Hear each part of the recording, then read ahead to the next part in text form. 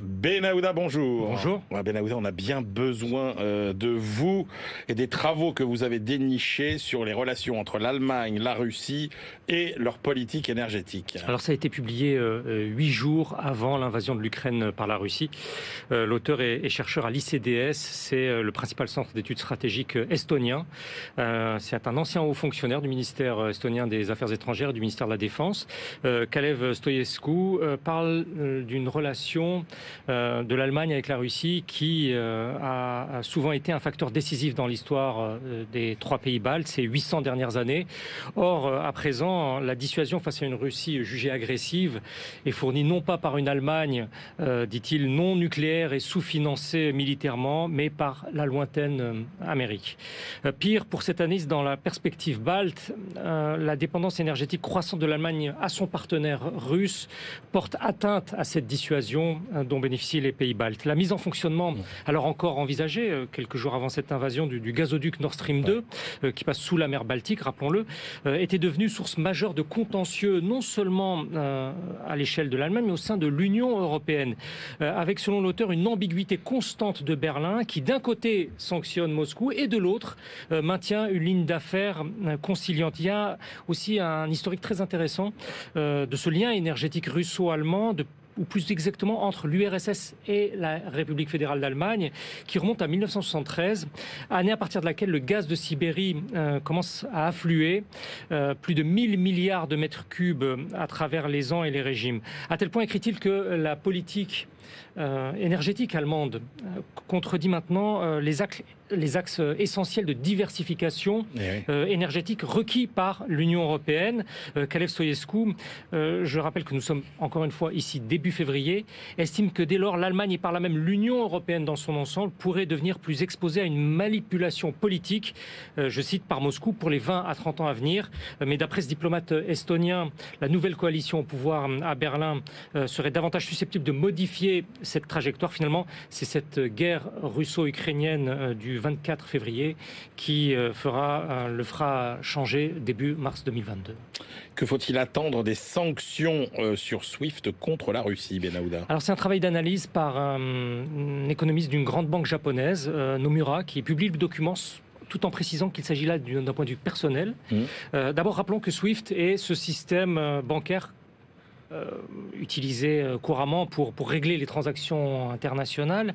En être déconnecté, c'est ne pas pouvoir, en tout cas très difficilement, être réglé ou bien payer tout simplement de ou vers l'extérieur. Alors le 26 février, les partenaires occidentaux ont commencé à avoir recours à cette déconnexion pour certaines banques russes.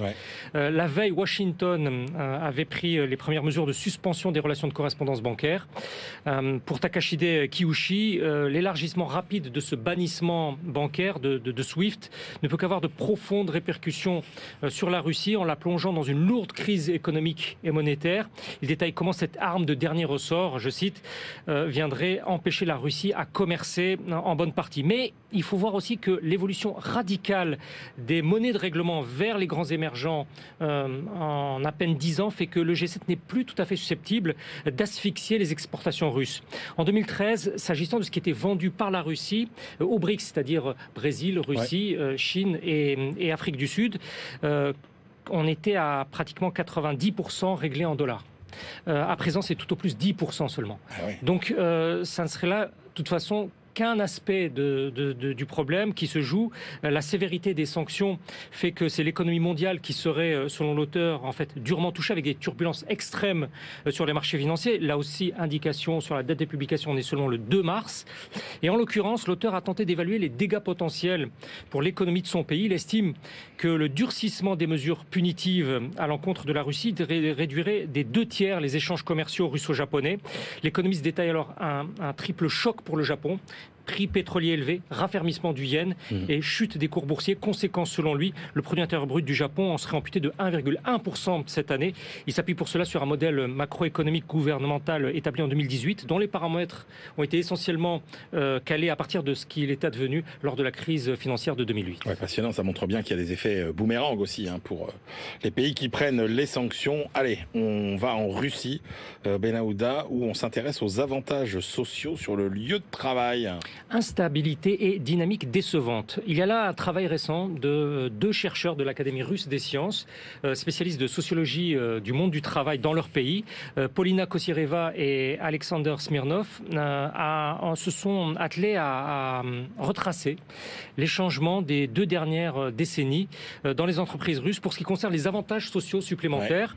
La prestigieuse école supérieure d'économie de Moscou ayant fourni les données brutes. Alors on perçoit au travers de cette analyse comment cette pratique moderne des relations sociales a au fond contribué à creuser en Russie les inégalités au sein du monde du travail. Et cela sous différents angles d'approche. Les auteurs constatent d'abord que 55% des actifs aujourd'hui sont presque totalement privés de ces bonus sociaux qui entrent en fait normalement dans le cadre de la législation dite des 3 groupes de garantie. Paquet social standard, paquet compétitif et paquet de rémunération. C'est comme ça qu'on les appelle en Russie. Alors on y trouve traditionnellement ce qui relevait de l'ère soviétique. Donc le paiement de vacances, le congé maternité, la garde d'enfants, le repas à prix réduit, aussi les camps de jeunesse ou encore les frais de camping. Puis cela s'est élargi à des prestations comme des prêts pour la construction au logement, pour la rénovation de son logement, la mise à disposition d'une voiture, etc. Et survient la crise financière mondiale de 2008, partie d'Amérique, qui a enrayé ce mouvement des entreprises russes minoritaires en proportion. Elles ont continué de concevoir l'attribution de ces avantages sociaux comme un facteur de motivation, mais pour la majorité maintenant, les temps sont devenus ceux de la restriction, et on est encore une fois avant cette guerre russo-ukrainienne. Une illustration, la proportion des travailleurs ayant accès via leur employeur à des services médicaux gratuits est passée de 38 à un peu moins de 17% entre 2000 et 2018. Ce tassement vaut aussi, par exemple, pour la subvention au titre de transport, et y compris en matière de financement de la formation continue. Alors, Polina Kosyreva et son co-auteur constatent ce tassement, d'où ce titre de dynamique décevante. Et on verra ensuite, après cette guerre russo-ukrainienne et les sanctions, ce que ça va entraîner sur les entreprises russes. Mais c'est très intéressant parce que ça veut dire que la dégradation de la situation sociale, elle vient aussi de ce qui se passe à l'intérieur des entreprises. Merci beaucoup, Benaouda Abdelhaim.